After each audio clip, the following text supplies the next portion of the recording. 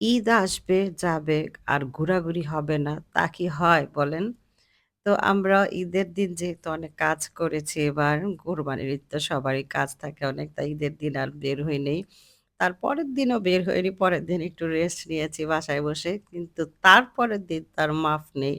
তারপরের দিন আমরা চলে গিয়েছি আমার ভাইয়ের বাসায়, ঢাকা ক্যান্টনমেন্ট। তো চলুন দেখি ভাইয়ের বাসায় আমরা সবাই মিলে কি আনন্দ করলাম, কি করলাম। আসসালামু আলাইকুম বন্ধুরা। আশা করি সবাই ভালো আছেন। আমি আলহামদুলিল্লাহ ভালো আছি। শুরুতেই ঈদ মোবারক জানিয়ে শুরু করতে যাচ্ছি আমার আজকের ব্লগ। তো চলে আসলাম ঢাকা ক্যান্টনমেন্ট। আর এই ক্যান্টনমেন্ট এত সুন্দর যার মানে বর্ণনা দিয়ে শেষ করার মতন না। আর বাংলাদেশের সব ক্যান্টনমেন্টই সুন্দর। তারপরও আমার ঢাকা ক্যান্টনমেন্ট খুবই ভালো লাগে।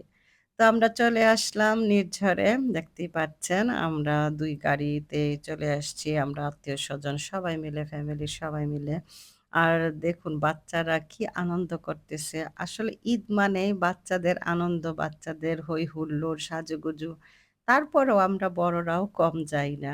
হাজার কাজের মাঝেও আমরা বড়রাও সাজুগুজু করে ঘোরাঘুরি করতে কম ছাড়ি না। কি বলেন?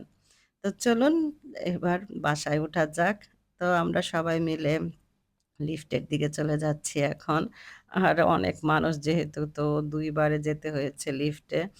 তো এই হচ্ছে আমার ভাইয়ের বাসা। আ তো চলে এলাম আমরা সবাই। ভাইয়ের মেয়ে আমাদের সবাইকে ওয়েলকাম জানাচ্ছে। তার সাথে শুরু হয়ে গেল খাওয়া-দাওয়া পর্ব, জুস ও হালকা একটু স্ন্যাকস দিয়ে শুরু করলাম আমরা আমাদের আনন্দের ১ম পার্ট। যেহেতু আজ অনেক গরম পড়েছে, তো আমরা ঠান্ডা জুস দিয়ে শুরু করলাম আমাদের এই বেড়ানোর ১ম পার্ট। তো দেখতেই পাচ্ছেন ভাই, ভাইয়ের বউ সবাই মিলে বাড়িঘর একদম পরিপাটি করে রেখেছে। সবকিছু আগে থেকেই গুছিয়ে রেখেছে। আর এই হচ্ছে আমার ভাইয়া, ভাবি। তো ওদের ছোট স্মৃতিগুলো ওরা ধরে রেখেছে এভাবে ফ্রেমে বন্দি করে। তো আমি মানে এর আগেও এসেছি এখানে আপনাদের সাথে শেয়ার করেছি। তারপরও আজকে যেহেতু ঈদ পারপাস এসেছি তাই একটু ভিন্নভাবে আবারও দেখাচ্ছি আপনাদের সাথে সবটা। তো বাচ্চাদের আনন্দের সাথে আমরা বড়রাও সবাই মিলে খুব আনন্দ করছি। আর দেখতে পাচ্ছেন বাহিরের পরিবেশটা এত সুন্দর যার বলার মতন না।